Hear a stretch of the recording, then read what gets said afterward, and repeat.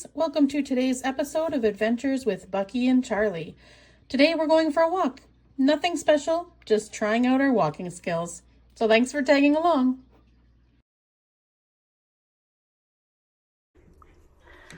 All right, so we're about to head out on a little walk with just Charlie because Ginger had a walk this morning and she can't do any more walking, and it's easier to train one dog at a time. So what we do when we leave then is we have Charlie sit and wait until I tell him to exit out the door. He's still working on this, but it's getting a little better. So Charlie, sit, good boy, wait. See, once he moves towards the door, I'm going to close it and let him know that was not acceptable, and we're going to do it again. Sit. Wait.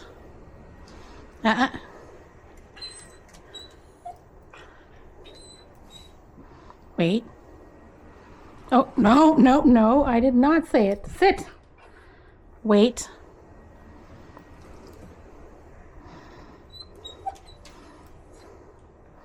Charlie, sit. Wait. Okay. Well, he jumped the gun a little bit, but you know what? He is a puppy.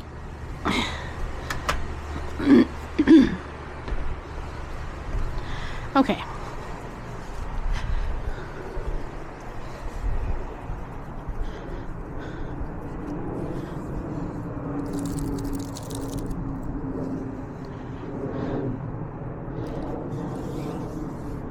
Let's go this way, Charlie.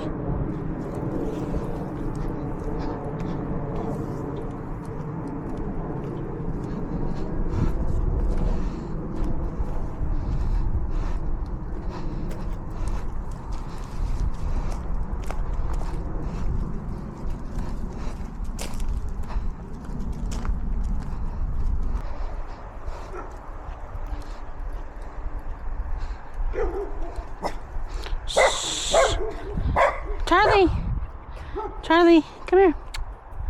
Come here. Okay, ignore it. Good job, good job.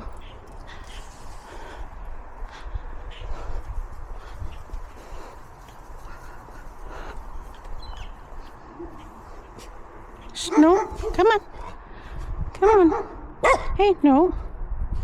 No, we don't bark. Hey, Charlie. Here you go. Good job, bud. All right. All right, so let's talk a little bit about dog walking.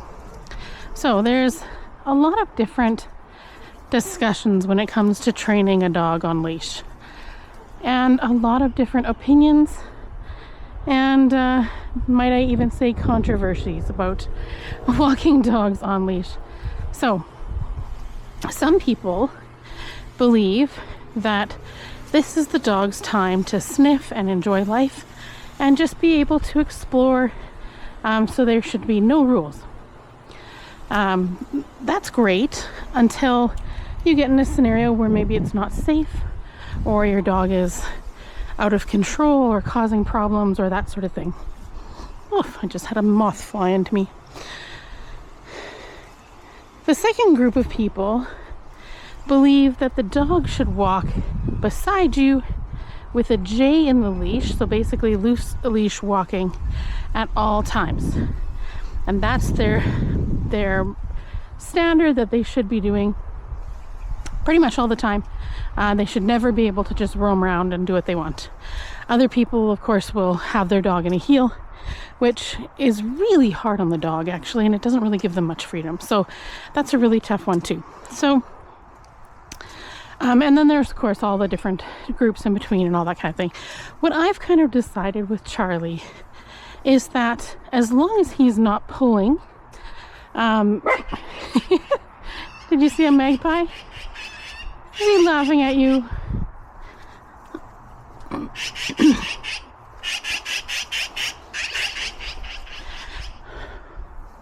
As long as he's not pulling a lot, like a little bit, I mean, sometimes he just is figuring out his limits too.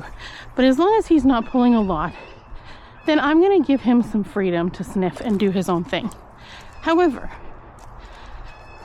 I also want him trained to walk properly beside me if I need him to and if it's safe.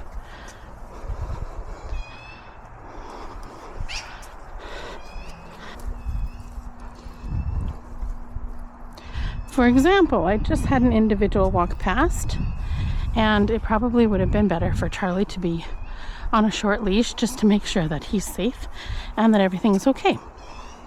So, first of all, with pulling, you might notice there is a little bit of pulling on the leash here, and that Charlie does pull a little bit.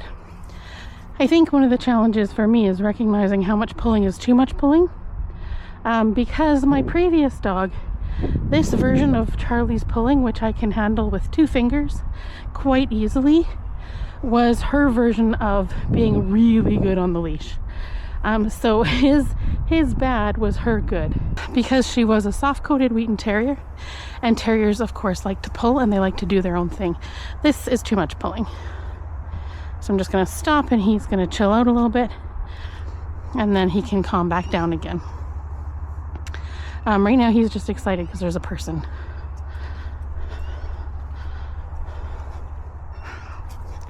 Okay, so again, easily controlled with 2 fingers is, I feel, not significant amount of pulling, especially since he's on a harness and he doesn't quite recognize how hard he's pulling on the harness.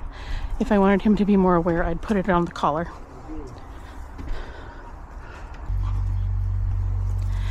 So as I think I mentioned, I'm going to be teaching him 3 things. The first one is just to walk politely like this. I mean, just sniffing, doing his own thing, enjoying his day, getting some mental stimulation by sniffing things, and just enjoying his walk. But then there's also the second stage that I want him to learn, and that is to walk with me in a way that is safe for him and is also helpful for me. So getting him to come over here, I have a treat in my hand, and I'm going to lure him. When I first started doing this, he jumped all over me. So he may do that again because he's pretty new to this. Walk nice. Good boy. Good boy. Walk nice. Good boy. Good boy. No. Come here. Come here. Good boy. Walk nice. Hey. Good boy. Walk nice. Walk nice. Yes. Walk nice. Charlie. Walk nice. Hey. Good boy. Yeah, good boy. I want his focus and his attention on me, on the treat, and just walking nice beside me. Walk nice. Good boy. Good boy. Yes. Okay. And then I give him the release and he can go and walk and do whatever he wants. Why is your one leg twisting out weirdly?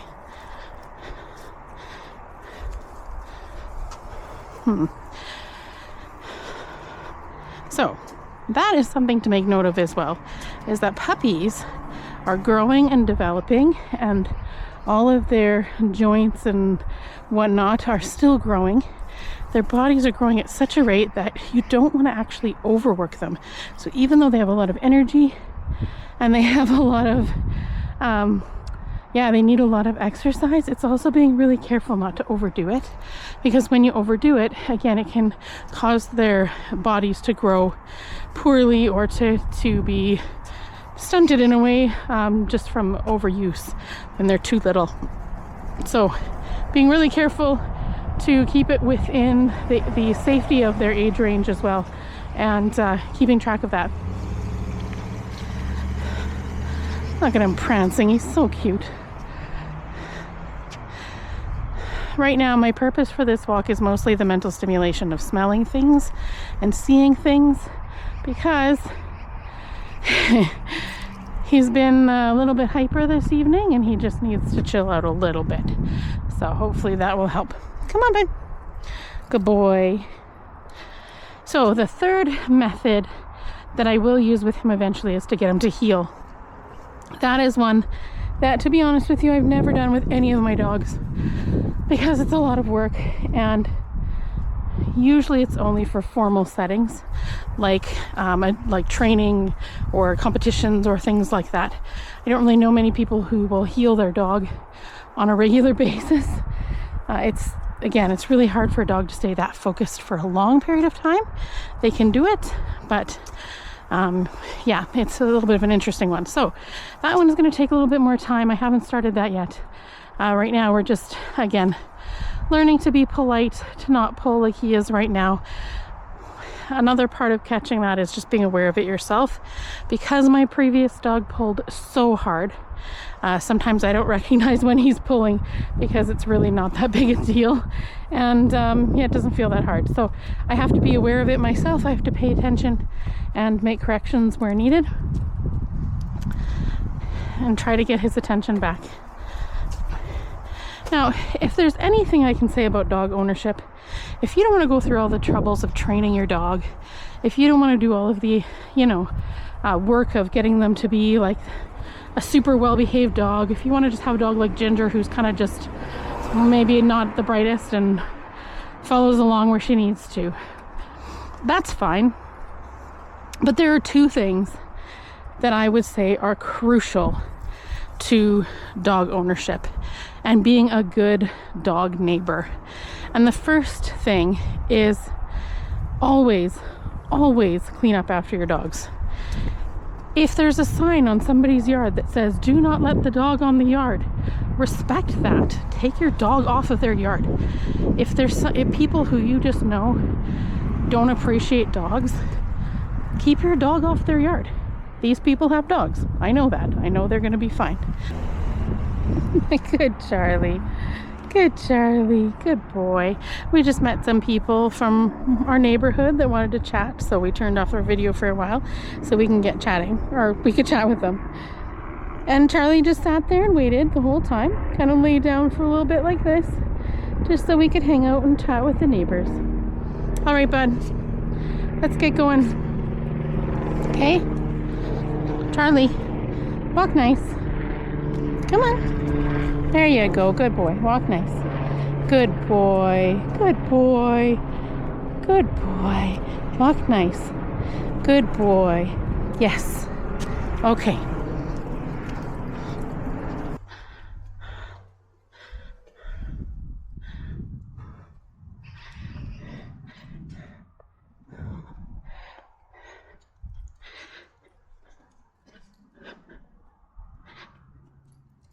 So if you're looking to get a dog and you're wanting to have a well-behaved dog, like I was saying earlier, there's those two primary things that you need to do.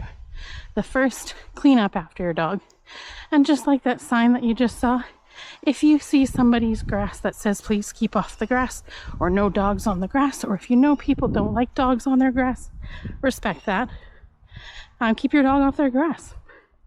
Right? There's times where the dog has to go to the bathroom. That's fine. You can wait for a different place to do it. You can take them down a back alley. You can take them on the street. You can take them anywhere. But if somebody has a sign that says do not go on the grass, then just don't do it. Be respectful. And the second thing is, for goodness sakes, keep your dog on a leash. Unless you are in an off-leash park or an off-leash area, keep your dog on a leash. Now, like most people who train dogs or work with dogs, I'm going to say I do not like the flexi lead. I don't think it's helpful. The dog has way too much control. They also get to the end of the lead and they can choke themselves because they move too fast. You have less control as the owner, and it just can be all around chaotic. But if you have a flexi lead and that's what you use and your dog is good with that, you know what? I'm not going to judge you. There's lots of reasons why it might be beneficial for certain individuals. That's not the case for most dogs, but you know what? It's, again, important for you to do what's best for you and your dog.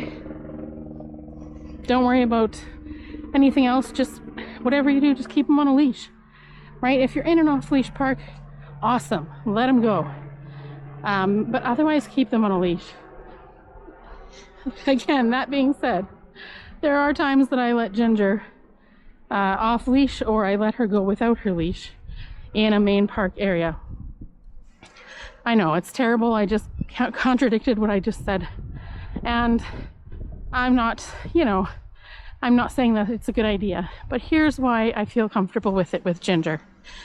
First of all, she doesn't go more than a couple feet from me because she's scared of everything.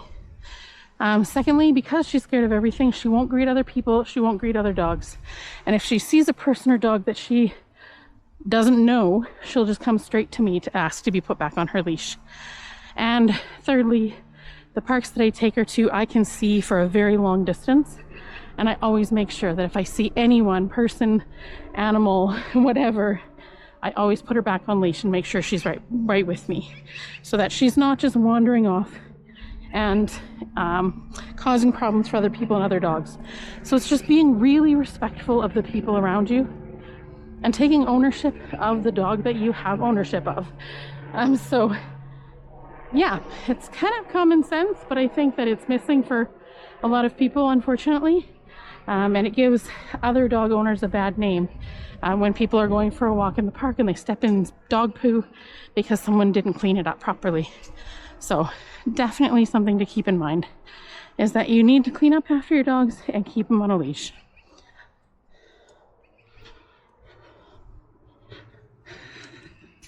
All right, let's do this one more time. Charlie, come here, bud. Walk nice. Good boy, walk nice. Good boy, good boy. Walk nice. Good boy, good boy. You'll notice I'm not really using the lure anymore. I'm just letting him make his own decision on this. Walk nice. Good boy. Yeah, good boy. Okay. Yes. Okay. So okay is his release word. When he gets the okay, he can do what he wants. If he wants to stay there, he can. If he wants to go explore someone else's yard, he can. If he wants to stop, he can, but I'll make him start again.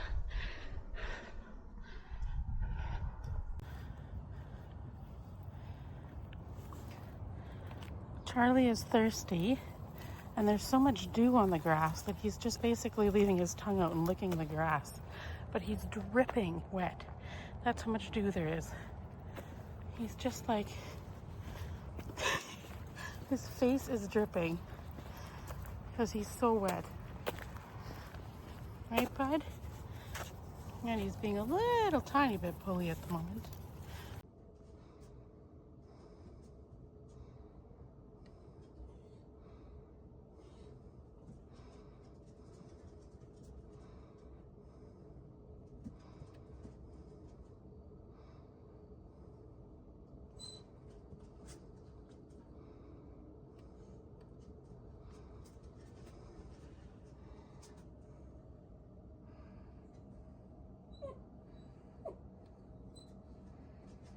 I know, Charlie, but this is quite the storm cell. Charlie doesn't like being locked in the sewing room with no reason in the dark. I guess it kind of makes sense.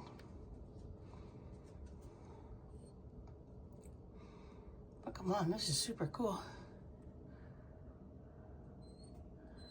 It's really weird over there. There's like this weird line. You can see the line of cloud going across.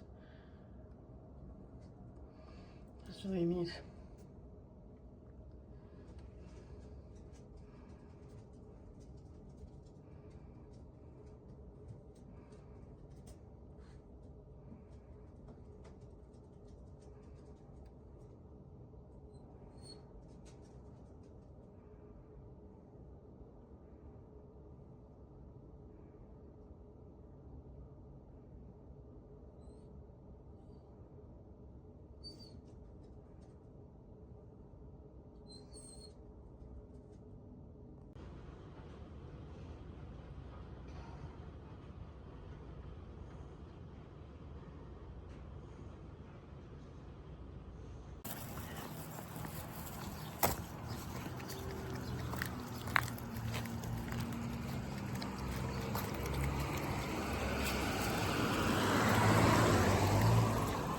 Because why stay on the dry sidewalk when you could run through the puddles?